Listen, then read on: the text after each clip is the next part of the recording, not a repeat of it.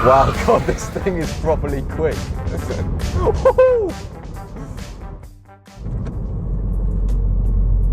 Hello, boys and girls. And today's question is, can a Mini powered by a diesel engine capture that Mini spirit of being a little feisty car that's really up for it on the right road, that wants to be grabbed by the scruff and really chucked around? The Mini has this reputation as being the most fun car to drive in its class. So today we're on some lovely Welsh roads in a Mini Cooper SD to find out just that. And as the name suggests, we have a diesel engine under the bonnet. It's a 2-litre unit from BMW. And it develops about 170 horsepower, which sounds like a pretty healthy amount, but the figure that you need to know is that this car has 266 pounds-foot of torque.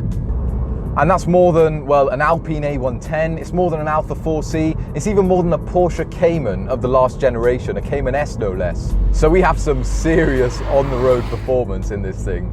And we've got the same suspension setup and the chassis setup from the Cooper S.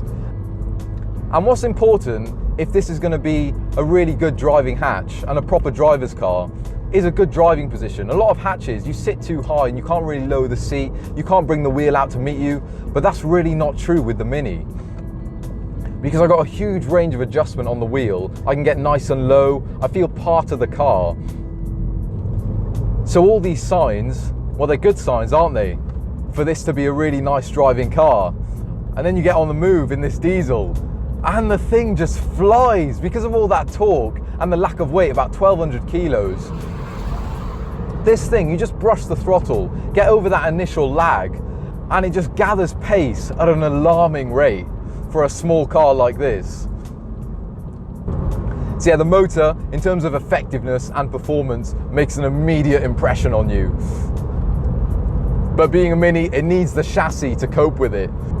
So when you find a good bit of road like this, all you want to do is you want to switch to the sport setting, which sharpens up the steering, adds a bit more weight, and sharpens up the throttle response. And if you've got the dynamic dampers, firms those up too.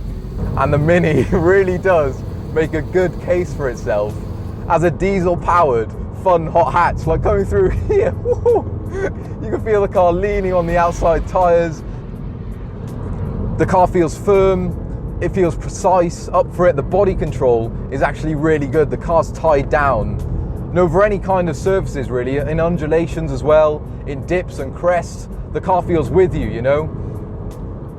One thing that isn't quite up to scratch for me though, is the steering. It's an e-pass system and it's speed sensitive.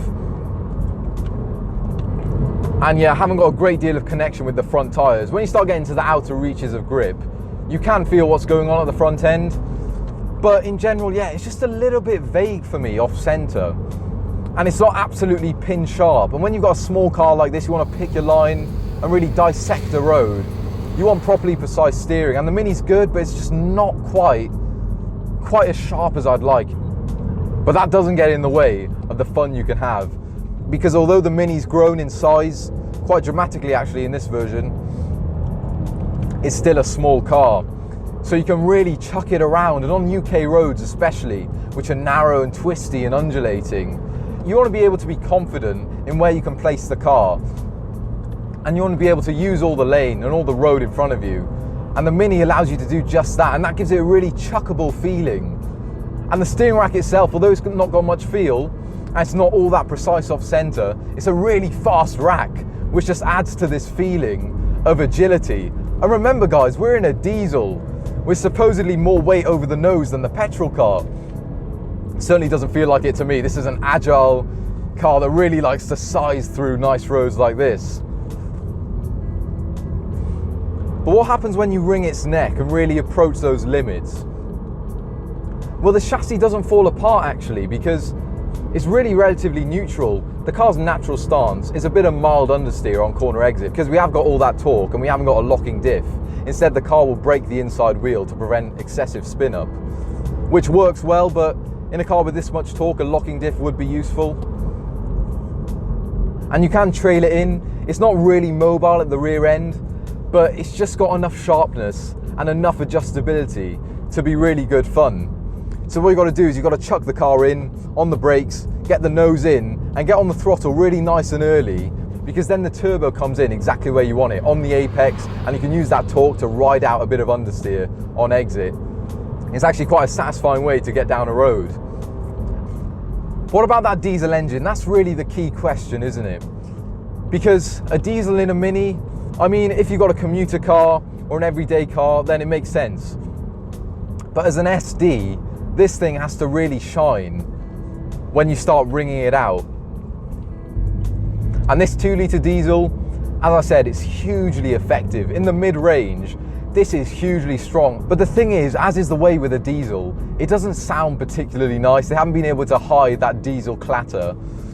And it really doesn't want to rev out that high. You've got to ride the mid-range in this car because it really runs out of steam above 4.5. So it's not really a satisfying thing to ring out. And in a Mini, with the spirit of this car and the way it drives, it feels like it does cry out for, really, an engine that wants to be wrung out, and an engine that needs you to row the gears and keep it on song. It feels like that type of car, but being the SD, we haven't got that, of course.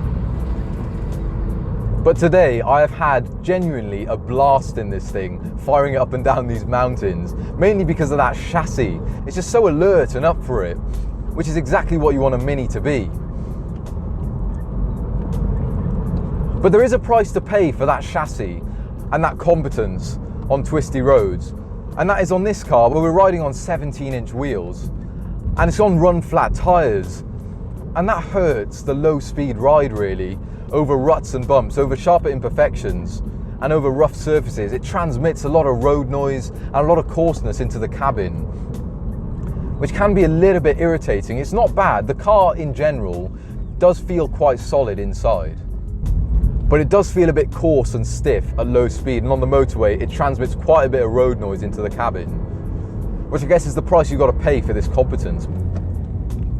But overall, as a package, I'm just so impressed by the Cooper SD.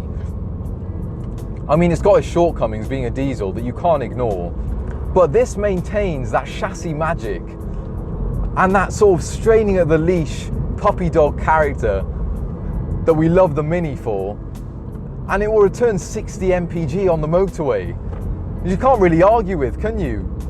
And as long as you don't rev it out, it doesn't sound unpleasant. You just ride that mid-range, make really fast progress, and enjoy that chassis. And this cabin, which is well built, we've got all that tech in here, and the funky styling cues, which just make this Mini feel like a bit of an event compared to its rivals, which can often feel a bit ordinary.